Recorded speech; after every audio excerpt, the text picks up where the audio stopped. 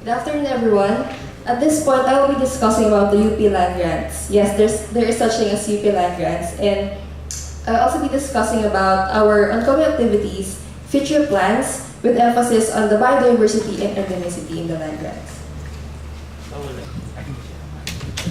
So as you can see in this slide are just some of the endemic species which can be found in the land grants. To date, we have around 200 species reported in the land grants and about 50 floral species which are endemic. In terms of faunal species, we have around 22 endemic species. So I think we need a lot of research pa para mas madagdagan pa po yung data namin. Yeah, so just a brief background about the land grants. The University of the Philippines, through UP Los Baños Land Grant Management Office, is the lawful steward of these land grants. So we have two land grants. First, we have the Laguna Quezon land grant.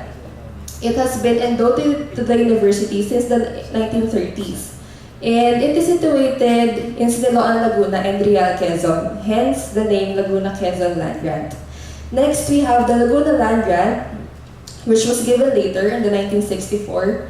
And it is situated in the boundaries of Paite, Pakil, and Paite and Kalayaan. So collectively, these two land grants is known as the Madre land grants. So according to the Master Plan of 1997, the allowable land use for LQLG for production is about 50%, and then about 35% for protection, and then the rest is for intensive use. So we have a total of 5,700 hectares for LQLG. And for the Laguna land grant, we are allowed to use 74% for production, and then 15% for protection and 11% for intensive use. So we have a total of around 9,000 hectares for the land grants. So as a matter of fact, the National Botanic Garden used to exist inside the Laguna Quezon land grant. So as you can see in this map is the Laguna Quezon land grant map. So here is the entrance, and the location of the NBG is around an hour of hike from the entrance. So in 1968, the implementation of the project for the development of the National Botanic Garden was started, and then in 1993, it was transferred to UPLB administration. So here are some of the pictures wherein the Central Luzon State University students held their field trip. So these pictures are courtesy of Professor Hadsal. This was taken on 1983. So as you can see, here is the gate to the entrance, and then this is it says National Botanic Garden.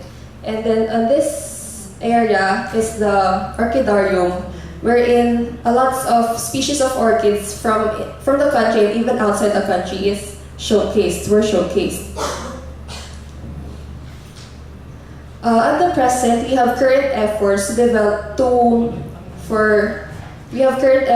for the revival of the NBG. So we have tiny steps at the present.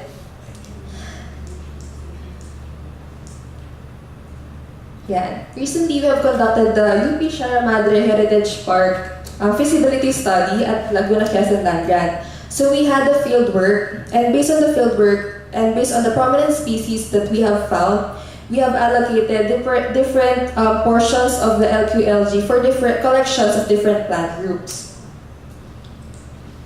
So as you can see in this map are more detailed allocations of different areas and different plant collections. So for this vision, for this project, we are envisioning it to become an ecological haven with great biological diversity of endemic and indigenous flora and fauna of the region, and also an ecotourism destination that promotes outdoor recreation and relaxation, environmental consciousness, appreciation, and participation. So basically, we're open for tourists, for urban dwellers. So we are opening it to everybody, not only for researchers or students.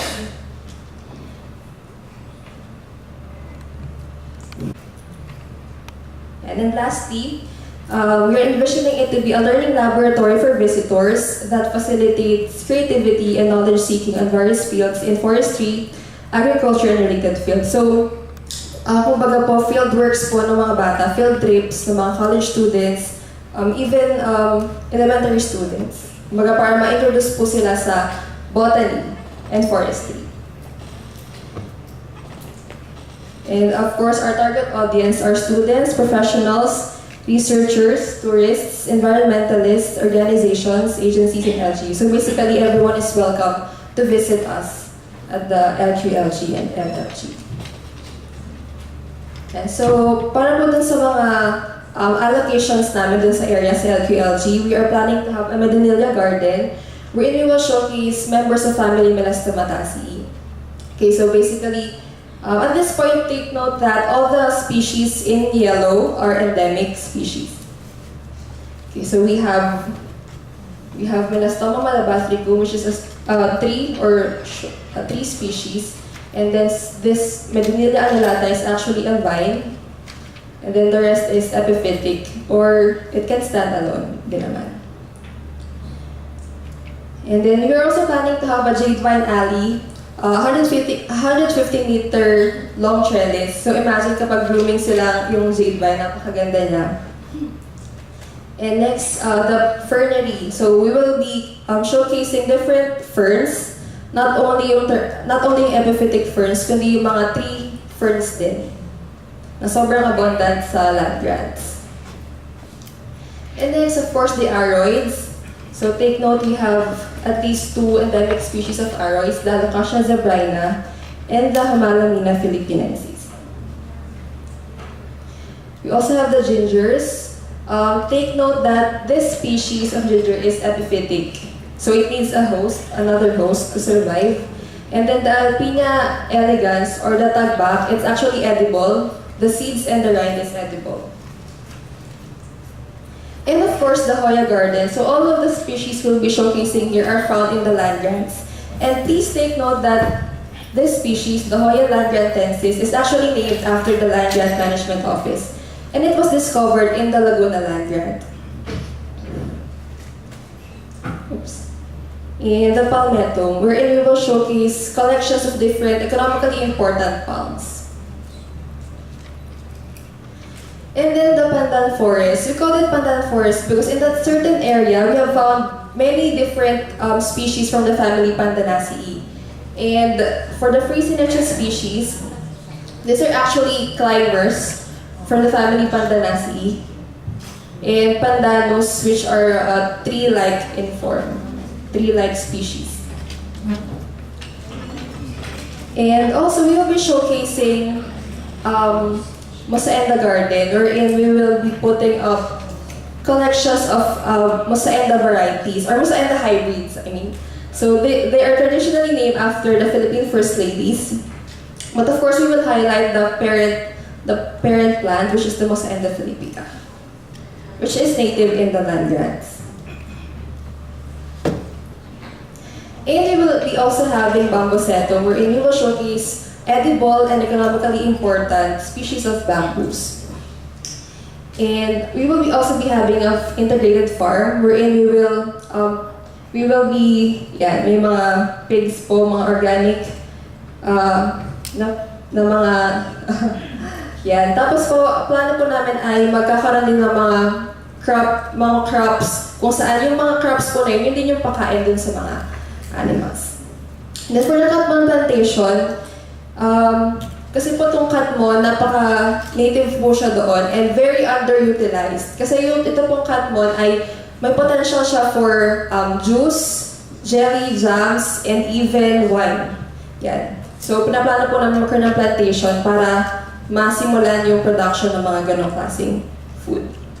And of course, the abaca plantation, wherein ito pong abaca na dito ay from IPB. So, isa siyang hybrid. So, kung magiging successful yung plantation na to ay magkakaroon pa kami ng mas malaking plantation ng abaca. And then these are the other endemic in situ tree species, which can be found scattered in the LQLG. So these are endemic, not including the other indigenous species. And we also have records of endemic vertebrate species. So this picture here is the Rufous hornbill. So at least I think mga 4 na rufous po yung mga nagliliparan sa land grants. Tapos, yan.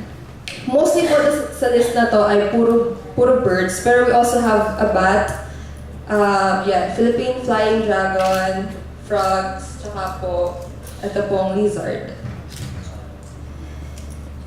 Yan. Ongoing activities. First, we continue to protect our land grants. Kasi up to now, marami pa rin po talagang illegal loggers. Yan. Kaya po kinakonfiscate po namin yung kanilang mga ginagamit sa illegal logging. And of course, we continue to do tree plantings. In fact, this weekend, this Saturday, invitation na rin po, magkakaroon po kami ng tree planting in celebration po of the Save the Sierra Madre Day. Yan, this Saturday po ito. And we are very open for research collaborations.